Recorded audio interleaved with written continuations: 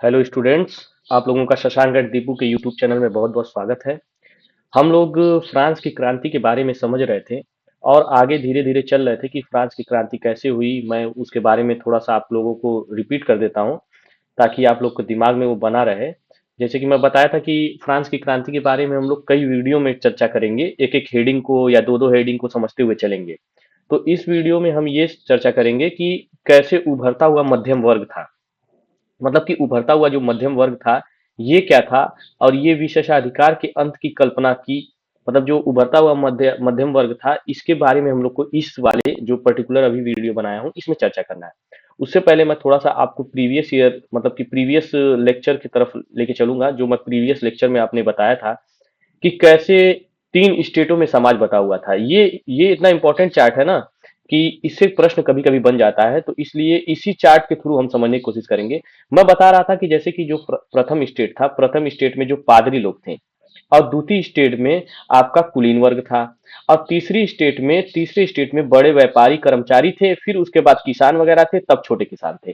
तो ये जो तीसरे स्टेट में जो पहला वाला ये है, जो बड़े व्यवसायी, व्यापारी, अदालती कर्मचारी, वकील आदि, यही आगे चल के उभरता हुआ मध्यम वर्ग बने थे। दूसरी चीज,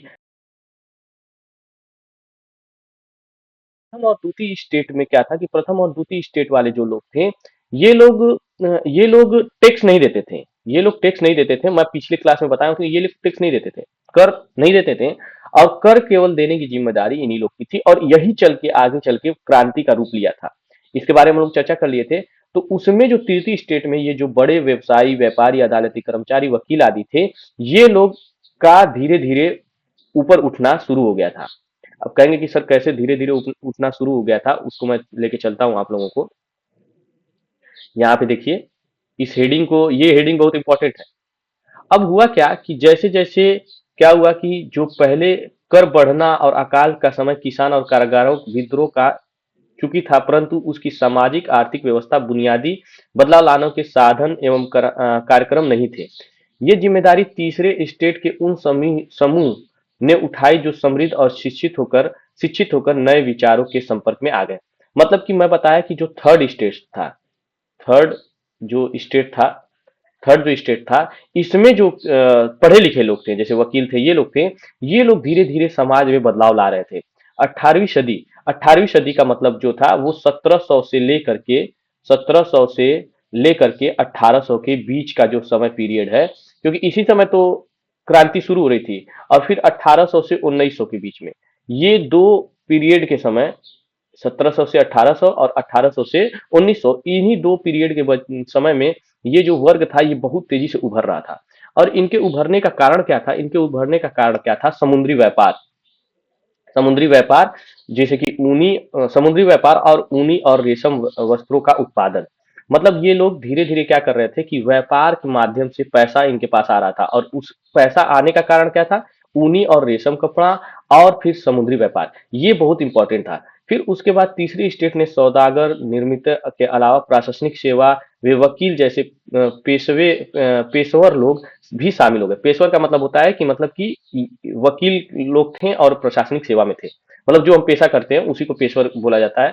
तो प्रशासनिक सेवा में भी ये लोग शामिल हो गए थे, वकील भी हो रहे थे। अब देखिए, उभरने का क्या होता है? उभरने का मतलब, उभरता हुआ मध्यम वर्ग का मतलब कि जो तीसरे स्टेट के जो पहला जो वो था कि मतलब जो वकील थे वो होने लगे, प्रशासनिक सेवा में होने लगे। फिर उसके बाद वो लोग समुद्री, यहाँ पे देखिए, समुद्री व्यापार करने लगे, ऊनी और रेशम वस्त्रों का व्यापार करने लगे। मतलब वो धीरे धीरे व्यापार करना शुरू किए और वो पढ़ने लगे। और जब ये पढ़ रहे थे, मतलब कोई भी अगर समाज होता है, एक चीज याद रखिएगा कि कोई भी समाज होता है तो इस समाज में जो बदलाव होगा, ये समाज में बदलाव हमेशा जो होता है, समाज में बदलाव हमेशा पढ़े लिखे ही लोग करते हैं, क्योंकि उनको अपने अधिकारों और चीजों के बारे में क्या होती है? जानकारी होती है। तो वही हो रहा था फ्रांस में, वही कहाँ हो रहा था? फ्रांस में, कि जो पढ़े लिखे लोग थे वो लोग धीरे धीरे पढ़ रहे थे और फिर व्यापार भी कर रहे थे, उनको पैसा भी आ रहा था, और धीरे धीरे क्रांति का शुरुआत कर गए। उसी क्रम में एक जो थे, तुम आपके देखिएगा, जॉन लॉक और जीन जैक, इनका नाम ना हिंदी में जै जॉक करके देता है, लेकिन इंग्लिश में उसको अगर उच्चारण करेंगे तो जीन जैक रूसो, ये दो दार्शनिक हुए। और ये बहुत ही अच्छे फिलोसफर थे, और फिलोसफर के साथ साथ पॉलिटिकल चीजों की भी जानकारी रखते। रखते थे। जैसे कि जॉन लॉक की एक पुस्तक है two treatise of government. Two treatise of government में इन्होंने बहुत अच्छे से जो राजा के दैवी और राजा के दैवी और निरंकुश अधिकारों के सिद्धांत का खंडन किया। अब होता क्या था कि उस समय जिस समय फ्रांस की बात चल रही है, जिस समय फ्रांस की बात चल रही है 1700 के समय, कब के समय, 1700 के समय, 1700 से 1800 के बीच की समय की बात चल रही है। तो उस समय क्या था, अभी मैं पीछे क्लास बताया हूँ कि 1789 में क्रांति हुई थी ना, 14 जुलाई 1789 को। तो 1700 से 18 के बीच में ही तो ये पीरियड आएगा। तो 1700 और 1800 के बीच में क्या था कि राजशाही शासन चल रहा था। राजशाही राजशाही शासन शासन चल रहा था। राजशाही शासन चल रहा था। अब ये राजशाही शासन क्या था कि राजशाही शासन में क्या होता था कि अगर कोई राजा है, अगर कोई क्या है, राजा है, कोई राजा है, तो उसका बेटा भी राजा बनेगा। यही तो हो रहा था, उसका बेटा राजा बनता था, या फिर बहुत होता था तो कोई उन्हीं के परिवार से राजा बन जाता था। और ये जो राजा के दैवी और निरंकुश अधिकार का मतलब क्या था कि राजा कुछ चाहे वो प्रजा के साथ कर सकता है, उसके मन मर्जी के हिसाब से चलता था। प्रजा का उसमें कोई रोल नहीं रहता था, कोई रोल नहीं, कोई रोल नहीं। राजा को ही माना जाता था कि ये भगवान का अवतार है, या फिर गॉड का क्या है, अवतार है। इसको मैं इरेज कर देता हूँ एक बार, एक सेकेंड। मतलब कि राजा को क्या माना जाता था, राजा को माना जाता था भगवान का अवतार, भगवान का या गॉड का अवतार माना जाता था। वो राजा जो कहता था उसको मानना ही पड़ता था प्रजा को। तो फिर वो अपने हिसाब से बहुत आगे चलते हैं हम लोग। उसी बीच मतलब कि जो तो आपके क्या नाम थे, जीन जैक रूसो और लॉक, जॉन लॉक, ये दोनों नाम याद रखिएगा। और जॉन लॉक की पुस्तक का नाम भी याद रखिएगा। यहाँ पे मैं एक बार फिर से मेंशन कर देता हूँ, क्योंकि बार बार ये क्वेश्चन बनता है कि जॉन लॉक की पुस्तक का क्या नाम था। तो जॉन लॉक की बुक का नाम था treatise two treatise of government, ये याद रखिएगा, ठीक ना। और रूसो की पुस्तक का नाम था सोशल कॉन्ट्रैक्ट। शायद दिया है कि नहीं दिया है, एक सेकंड मैं देख लेता हूँ कि सोशल कॉन्ट्रैक्ट नाम का किताब का नाम दिया है कि नहीं। जिंजर रूसो के बारे में किताब का नाम नहीं लिया, लेकिन तब भी आप याद रखिएगा कि रूसो की बुक का नाम था सोशल कॉन्ट्रैक्ट। अब जो रूसो थे, रूसो ने अपने विचार को आगे बढ़ाते हुए जनता के उसके प्रतिनिधित्व के बीच एक सामाजिक अनुबंधन पर आधारित सरकार का प्रस्ताव रखा। सामाजिक अनुबंधन का मतलब क्या होता है, इसको समझ लीजिए। सामाजिक अनुबंधन का, रूसो जो थे ना, रूसो एक तरीके से प्रत्यक्ष गवर्नमेंट के सपोर्टर थे। रूसो कहते थे कि हमें जो, हम जिस चीज राजा को चुनेंगे वो प्रत्यक्ष होना चाहिए, मतलब लोगों के द्वारा चुना होना चाहिए। जैसे अभी आप देखते हैं कि हमारे भारत में भी लोग ही चुनते हैं, लेकिन जो हम भारत में लोग चुनते हैं वो अप्रत्यक्ष रूप से चुनते हैं। लेकिन रूसो क्या कहते थे, रूसो रूसो जो थे वो प्रत्यक्ष गवर्नमेंट, सामाजिक अनुबंधन, सामाजिक अनुबंधन का मतलब होता है लोगों के द्वारा चुनना। आसान भाषा में क्या होगा कि लोगों के द्वारा चुनना। तो उसी बीच रूसो ने क्या किया, इस विचार को प्रस्तुत किया। और मॉन्टेस्क्यू ने the spirit of the laws, देखिए ये भी पुस्तक का नाम याद रखिएगा, the spirit of the laws. John Locke के पुस्तक का नाम two treatise of the government, Rousseau की पुस्तक का नाम सोशल कॉन्ट्रैक्ट, और मॉन्टेस्क्यू के बुक का नाम the spirit of the laws नामक रचना में सरकार के अंदर विधायिका, कार्यपालिका, न्यायपालिका के बीच सत्ता विभाजन की बात की। जब संयुक्त राज्य अमेरिका 13 उपनिवेशों, संयुक्त राज्य अमेरिका 13 उपनिवेशों, संयुक्त राज्य अमेरिका 13 उपनिवेशों ने ब्रिटेन से खुद को आजाद घोषित कर दिया, तो वहां इसी मॉडल की सरकार बनी। अब ध्यान से देखिएगा, मैं पिछली क्लास में आप लोगों को बताया था, जो बच्चा पिछली क्लास अगर देखा होगा मेरा तो वो समझ गया होगा। अब हुआ क्या था कि फ्रांस था, ध्यान समझिएगा, फ्रांस था, ब्रिटेन था, और यूएस था। अब हुआ क्या कि ब्रिटेन और यूएस में युद्ध हो रहा था, इन दोनों के बीच, ठीक, इन दोनों के बीच में युद्ध हो रहा था। फ्रांस जाके किसको सपोर्ट कर दिया, यूएस, यूएस को सपोर्ट कर दिया। और यूएस को सपोर्ट करने में इसको बहुत सारा कर्ज हो गया, 10 अरब, 10 अरब लिब्रे के आसपास, 10 अरब, 10 अरब लिब्रे के आसपास खर्च हो गया। किसका खर्च हुआ, फ्रांस का। और युद्ध किसका था, यूएस का था, और इसको सपोर्ट कर दिया। और ब्रिटेन और यूएस में युद्ध हुआ। ब्रिटेन और यूएस में जब युद्ध हुआ तो यूएस की जीत हुई। देखिए यहाँ पे संयुक्त राज्य अमेरिका ने 13 उपनिवेश ने ब्रिटेन से खुद को आजाद घोषित कर लिया। मतलब ब्रिटेन यहाँ पे हार गया और 13 उपनिवेश किसको मिल गया, यूएस को मिल गया। और जब यूएस को मिला तो यूएस इसी मॉडल की सरकार बनाई। किस मॉडल की सरकार? जो मॉन्टेस्क्यू ने अपनी book the spirit of the laws में प्रस्तुत की थी। समझ में आ रहा है? तो जब ये सारी घटनाएं हो रही थी, तो देखिए हमेशा याद रखिएगा कि जो भी घटनाएं होती हैं, जो भी घटनाएं होती हैं, वो घटनाएं क्या होती हैं कि हमारे आसपास के किसी देश में होगी, तो वो दूसरे देश में उसका प्रभाव पड़ता है। तो जब संयुक्त राज्य अमेरिका ने 13 उपनिवेश को आजाद कर लिया और इसके अनुसार the spirit of the laws पुस्तक के अनुसार अपने यहाँ पे मॉडल पर सरकार बनाई, तो इस चीज को फ्रांस के लोगों को भी पता चला, क्योंकि भाई उसमें मैं बताया ना कि उभरता हुआ जो मध्यम वर्ग था, उसमें लोग पढ़े लिखे व्यापारी लोग, ये लोग बहुत तेज इन्वॉल्व हो रहे थे। तो वो इन चीजों को जब देखें तो ये सोचे कि हमारे यहाँ भी इसी तरीके से हो, हमारे यहाँ पे इसी तरीके से हो, ये निरंकुश शासन वाला सिस्टम ना हो, ये वाला सिस्टम ना हो कि राजा का बेटा राजा बन जाए और राजा जो चाहे वो करे, ये वाला सिस्टम ना हो। वो चाह रहे थे कि जैसे कि सामाजिक अनुबंधन के द्वारा और क्या नाम है कि सोशल कॉन्ट्रैक्ट के द्वारा प्रत्यक्ष रूप से लोगों के द्वारा जो सरकार मतलब अरे किंग चुना जाए या फिर नेता चुना जाए, वही हमारे यहाँ पे शासन करे। तो उसका जो मेन मेन क्या कहते हैं उसको, मेन सरकार की जो बात की गई थी, वो मॉन्टेस्क्यू के the spirit of the laws book से की गई थी, और उसको सबसे पहले अप्लाई किया था यूएस ने अपने 13 उपनिवेशों में इसी मॉडल के आधार पर। और इसी के बाद आगे धीरे धीरे चलते चलते क्या हुआ कि दार्शनिकों ने इस विचार पर कॉफी हाउस वे शैलोन की गोष्ठी में गर्मा गर्म बहस हुई। अब देखिए यहाँ पे बहस हो रही है, कहाँ पे बहस हो रही है? फ्रांस में हो रही है। पुस्तकों एवं अखबारों के माध्यम से इनका व्यापक प्रचार प्रसार हुआ। पुस्तक और अखबार के लोगों के बीच जोर से पढ़ा जाता था ताकि अनपढ़ भी उसे समझ सके, क्योंकि भाई अनपढ़ लोग तो ये सब पुस्तकें और किताबें नहीं ना पढ़ सकते। अब जैसे अभी अगर हम कोई चीज जानते हैं तो वो सोशल मीडिया के थ्रू होता है। जैसे कि अभी मैं आप लोगों को सोशल मीडिया के थ्रू ही तो पढ़ा रहा हूँ। इस चीज को मैं यूट्यूब पे अपलोड कर, मैं पढ़ाया यूट्यूब पे अपलोड किया, आप उसको देखें तो कुछ चीजों को जाने। और आप लोग न्यूज चैनल वगैरह देखते होंगे, इंस्टाग्राम पे देखते होंगे, उस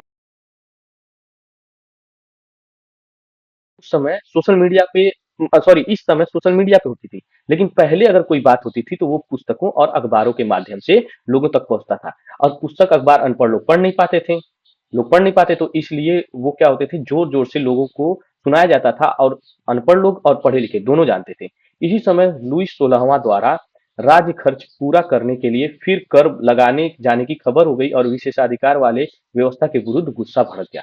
अब देखिए लुईस 16वां वापस से कर बढ़ा रहा है, और ये लोगों सुन लिए। और अभी वहां पे अमेरिका में 13 उपनिवेश आजाद हुए थे, तो लोगों को लगा कि भैया हम क्यों कर दे, हम क्यों भूखमरी से मरे, हम ऐसा शासन चाहेंगे कि लोग अपना स्वतंत्र रहे, समानता रहे, ये सारी चीजें के आगे चल के काम हो। ठीक। और राजा निरंकुश रूप से शासन ना करे, जो मन में आए राजा कह दिया कुछ भी तो उसको लोग फॉलो कर लेते थे। आगे चलकर इसी पे कुछ प्राचीन राजतंत्र के अनुभवों का वृत्तांत है। मतलब कि होता क्या है कि जब कोई घटना घटती है, जैसे कि फ्रांस की क्रांति जब हो रही थी, तो फ्रांस की क्रांति जब हो रही थी तो उस समय कई घटनाएं वो पैरेलल चल रही थी। तो उसमें क्या हो रहा था कि एक के बाद एक घटना हो रही थी। अब चूंकि हम लोग क्या कर रहे हैं, हम लोग किताब के माध्यम से इसको पढ़ रहे हैं, हम लोग बुक के माध्यम से इसको पढ़ रहे हैं, तो हमको लग रहा है कि ये एक दो दिन में घटना हुई है। हाँ, ये एक दो दिन में घटना हुई है, लेकिन ऐसा नहीं है, ये बहुत साल का घटनाक्रम होता है। मतलब एक साल ये हुआ, फिर दूसरे साल तीसरे साल, तो उसी समय कई लोग हर देश में आते हैं। जैसे अगर भारत में कोई चीज होता है तो भारत में अगर कोई विदेशी आएगा तो वो यहाँ की चीजों को देखता है और वो अपनी किताबों में लिखता है। तो पहले यही होता था कि जब ये सारी घटनाएं हो रही थी तो कुछ लोगों ने अपने वृत्तांत को, वृत्तांत मतलब क्या होता है, वृत्तांत मतलब आप समझिएगा, वृत्तांत का मतलब होता है कि उस घटनाक्रम को लिखना या बताना, एक तरीके से कह सकते हैं। तो वृत्तांत लिखा, कौन लिखा सबसे पहले कि आपका देखिए यहाँ पे आगे चलकर क्रांतिकारी राजनीति लोकप्रिय जॉर्ज दांत, जॉर्ज दांत ने अपनी पढ़ाई पूरा होने के बाद ये 1793 में, अब देखिए फ्रांस की क्रांति हो रही 1789 में, और जो जो जॉर्ज दांत हैं, ये लिख रहे हैं कब, 1793 में। ये क्या लिख रहे हैं कि मैं पेलिसिस के आवासीय कॉलेज में था, वहां मुझे कई महत्वपूर्ण लोगों ने संदिग्ध मिला। पढ़ाई पूरी होने के बाद बेगारी के दिनों में नौकरी की तलाश में जुट गया। पेरिस के न्यायालय में नौकरी मिलने असंभव थी, सेना में नौकरी का भी विकल्प नहीं था। जन्मजात कुलीन जन्मजात कुलीन था, न तो मैं जन्मजात कुलीन था, ना ही मेरे पास कोई संरक्षक था। मतलब वो कह रहे हैं कि वो अपने दुख को बता रहे हैं कि वो इतना पढ़े लिखे हैं, न उनको नौकरी मिल रही है, ठीक, ना उनको न्यायालय में नौकरी मिलना, मतलब न्यायालय में नौकरी मिलना असंभव है, सेना में नौकरी मिलना असंभव है। वो जन्मजात कुलीन नहीं है, क्योंकि जो कुलीन रहता था उसको कोई टैक्स वैक्स नहीं देना रहता था, उनके पास बहुत सारे पैसे होते थे, उनको कोई दिक्कत नहीं होता था। ना चर्च में भी मुझे आसरा नहीं मिलेगा, क्योंकि चर्च में वही हो सकता था जो जिसका बेटा मतलब कि अगर कोई पोप है तो उसका बेटा पोप बनेगा, फिर वैसे ऐसी सारी चीजें चलती थी, मतलब चर्च वाले कामों में। कोई ओहदा भी खरीदने की स्थिति में नहीं था, क्योंकि पैसा नहीं था। पढ़ा लिखा तो था, लेकिन ये सारी चीजें, पैसे पैसे जब नहीं रहेंगे तो हमारी पढ़ाई लिखाई का कोई मतलब नहीं होता है। क्योंकि मेरे जेब में एक सू, अब ध्यान से देखिएगा, सू यहाँ पे मैं इरेज कर देता हूँ, एक सेकेंड।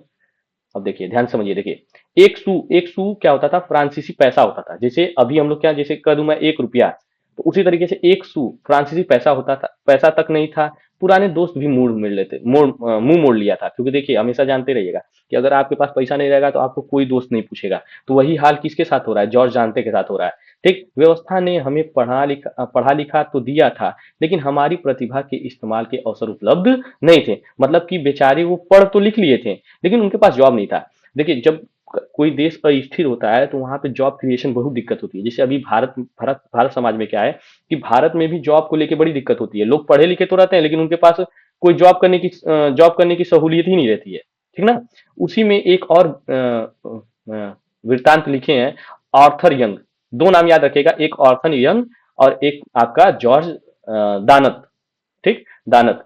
तो ऑर्थन यंग ने एक अंग्रेज थे, वो 1787 से 1789 के दौरान फ्रांस की यात्रा कर रहे हैं, और यात्रा करते समय अपनी यात्रा में ये यात्रा का विस्तृत वृत्तांत लिख रहे हैं। सेवा सेवा टहल में लगे अपने गुलामों, खासतौर अपने उनके साथ बुरा व्यवहार करने वाले को पता होना चाहिए कि इस तरह वह अपनी जिंदगी की ऐसी स्थिति में डाल रहा है जो स्थिति से बिल्कुल भिन्न होती है, जिसमें उसने मुफ्त लोगों की सेवाएं ली होती है और उनसे बेहतर बर्ताव करता है। जो अपने पीड़ितों को कराए सुनते हुए भोज उड़ाना पसंद करते हैं, उनके दंगे के दौरान अपनी बेटी के अपहरण या बेटे का गला रेत दिए जाने के दुखड़े नहीं रोना चाहिए। इनका मतलब कि ये जो ऑर्थर यंग हैं, ये अपने वृत्तांत में लिख रहे हैं कि जब 1787 और 89 में जब वो आ रहे हैं फ्रांस में, तो वो देख रहे हैं कि यहाँ पे दास प्रथा है। ठीक, अब दास प्रथा है तो दास में कोई मालिक होगा। अब वो जो मालिक होगा वो दास रखा होगा, जाहिर सी बात है भाई। वो अपने दास के साथ अच्छा व्यवहार नहीं कर रहा है।